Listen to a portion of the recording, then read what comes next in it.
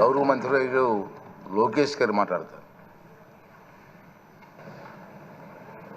స్పీకర్గా ఎన్నికైన అయ్యన్న పాత్రుడు గారికి నా హృదయపూర్వక శుభాకాంక్షలు. అయ్యన్న పాత్రుడు గారు అంటే అందరి పాత్రుడు, ఎప్పుడూ ప్రజల గురించే ఆలోచించే వ్యక్తి. అధికారంలో ఉన్న ప్రతిపక్షంలో ఉన్న ప్రజల సమస్యలు ఎట్లా పరిష్కరించాలని ఆలోచించే వ్యక్తి అయ్యన్న పాత్రుడు గారు. అయ్యన్న పాత్రుడు గారు అంటే ఒక పోరాటం, ఒక పౌరుషం. ఇప్పుడే పవనన్న అన్నట్టు క్షణికావేశం కూడా ఉండేది, ఇప్పుడు ఇంకా అవకాశం లేకుండా పోయింది. 1983లో విశ్వవిఖ్యాత నడసార్వభౌమ స్వర్గీయ శ్రీ నందమూరి తారక రామారావు గారు ఆనాడు తెలుగుదేశం పార్టీని స్థాపించినప్పుడు 25 సంవత్సరాల వయసులో మీరు ఆనాడు పోటీ చేశారు, ఎమ్మెల్యే అయ్యారు. ఆనాడు భారతదేశంలోనే సెకండ్ యంగెస్ట్ ఎమ్మెల్యేగా అయ్యన్న పాత్రుడు గారు నిలబడ్డారు.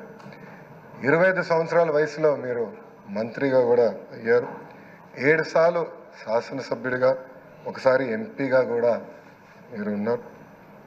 7 సార్లు ఒకే నియోజకవర్గం, నర్సీపట్నం నియోజకవర్గం ఏ అదృష్టం చేసుకుందో నాకు తెలియదు, కానీ 7 సార్లు కూడా నర్సీపట్నం నియోజకవర్గం ఎమ్మెల్యేగా మీరు నిలబడ్డారు.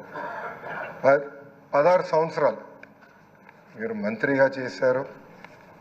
చూస్తే టెక్నికల్ ఎడ్యుకేషన్ కానీ 3 సార్లు R&B, forest, environment, science and technology, Panchayati Raj గ్రామీణాభివృద్ధి శాఖ మంత్రిగా కూడా మీరు చేశారు.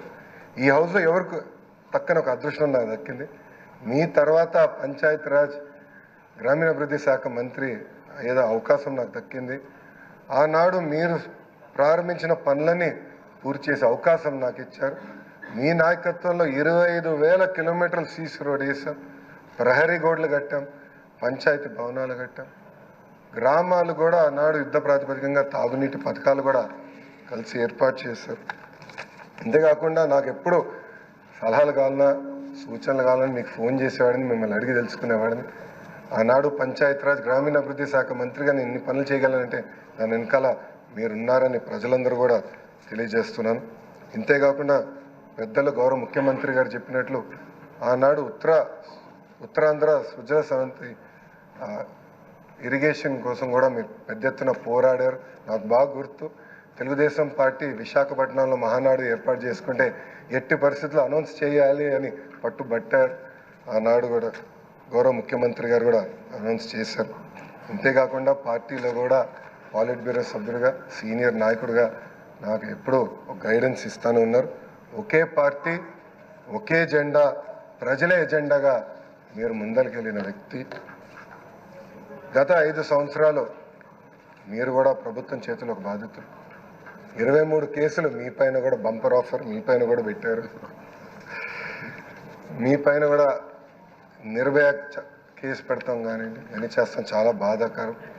ఆనాడు కావాలని ఇల్లు ఇల్లీగల్గా ఉందని కోర్టు కూల్చొద్దు అని చెప్పినా కూడా అతి ఉత్సాహంతో అధికారుల్ని, పోలీస్ సోదరులను పంపించి మీ ఇల్లు పైన కూడా దాడి చేశారు, కుటుంబం పైన దాడి చేశారు.